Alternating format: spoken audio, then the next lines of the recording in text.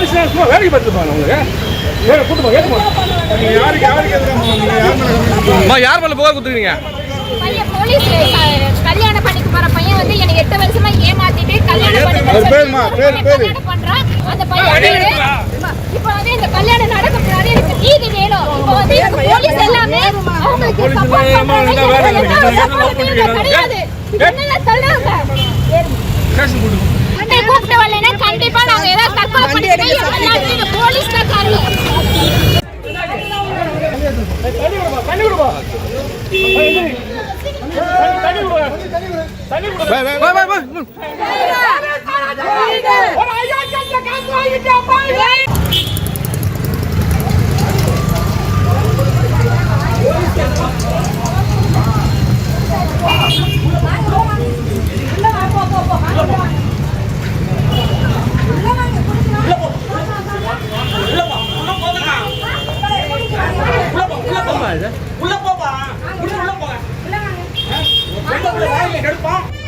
உன்னோட வீடு வேலை செய்யுது, பையனோட ஸ்கூலுக்கு போயிடு. இங்க வந்து பிரச்சனை நடத்துங்க அதுக்கு நாங்க என்ன பண்ண முடியாது? ஒவ்வொருத்தரும் நாங்க போயிட்டு முடியுமா?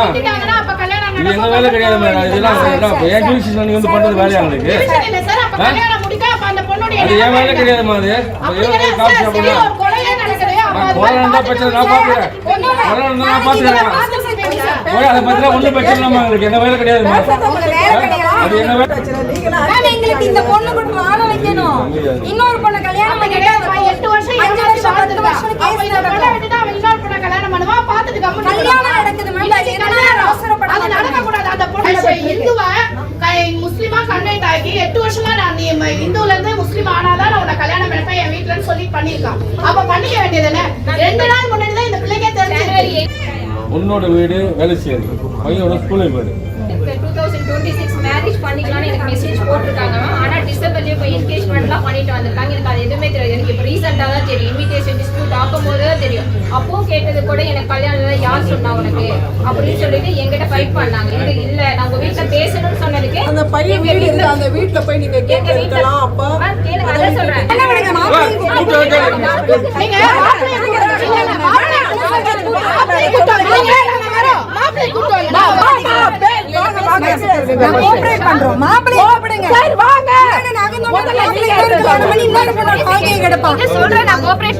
பையனையும் கூப்பிடுங்க, சம்மந்தப்பட்ட பையனையும் கூப்பிடுங்க.